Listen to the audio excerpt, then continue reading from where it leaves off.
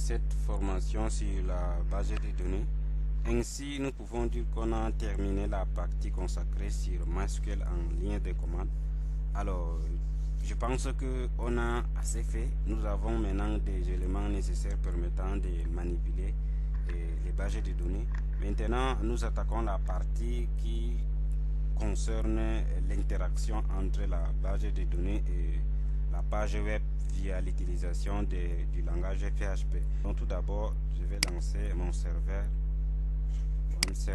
ici, à ce niveau.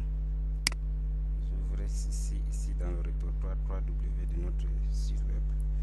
Alors là, je vais créer un fichier dans le document de mon page web nouveau. Fichier là, donc je renomme en index comme ceci. Change également l'extension, c'est plutôt PHP au lieu de texte. Donc voilà, j'enregistre. Donc voilà, j'ai créé un document, un fichier PHP dans mon serveur que je vais ouvrir avec Notepad++ comme ceci. Voilà. Je lance Opera, j'accède à mon serveur local. Alors, donc pour accéder au niveau de votre serveur local, c'est localhost ou bien vous tapez la commande et l'adresse IP locale c'est 127.0.0.0.0.1 comme ceci. 2.80 c'était pour précision le port, vous tapez sur la touche entrée. Je pense que ceci ça fera l'affaire. Comme voilà, très bien. Ici nous avons maintenant accédé au niveau de notre serveur local. Il n'y a rien là-bas dedans parce que l'élément que nous avons créé tout à l'heure, l'indexé, c'est ça qui contient ici pour tester, essayer de tester ce qui est là-bas dedans. Je vais juste mettre un code de PHP là-bas, comme ceci. Je viens là. Maintenant, je vais taper echo pour voir ce que ça donne. Donc bonjour pour voir ce que ça nous renvoie. J'enregistre, je reviens sur mon serveur. Ici à ce niveau, j'actualise. Et bah vous voyez ce que ça a donné. Donc ça veut dire que nous sommes sur notre serveur. On a pu accéder à notre serveur local par l'utilisation de l'adresse IP 127.0.0.1 pour récupérer le contenu de la base de données puis interagir avec une page web. Il faudra d'abord se connecter à au serveur. Pour se connecter, c'est la commande MySQL connect comme ceci. C'est MySQL connect puis voilà la fonction permettant de se connecter à la base de données. Donc la fonction a trois arguments: premier argument, deuxième argument et troisième argument.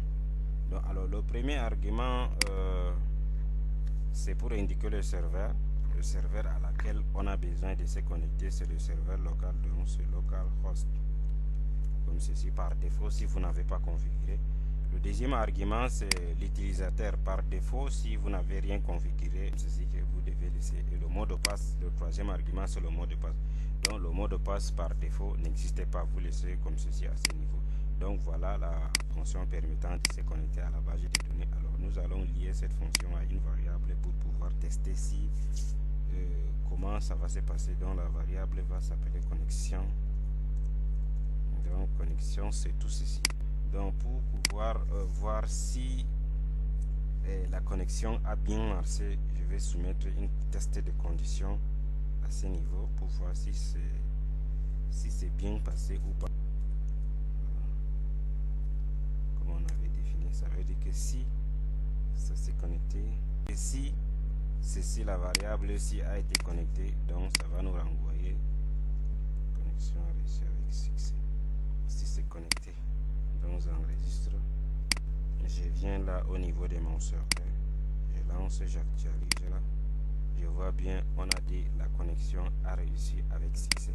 Alors là, c'est le caractère qui est un peu l'encodage que je vais modifier pour pouvoir. Et puis bah, c'est parti.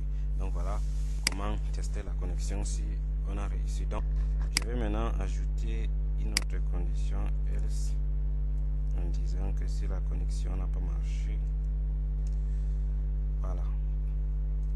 Donc ça veut dire que si ça n'a pas marché, c'est plutôt la dernière si qui sera exécutée.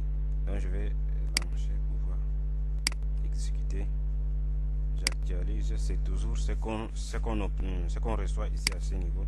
Donc la connexion a réussi avec système. Alors essayons un peu de varier les éléments ici.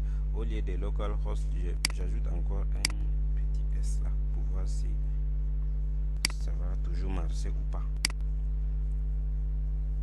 Quand je tape là, on reçoit les erreurs patati patata, en fait beaucoup de choses en disant que oups, le sec de la connexion. Donc ça veut dire que le serveur même qu'on avait indiqué n'existait pas et puis la connexion a échoué. Donc ce qui est normal, comme le serveur n'existait pas,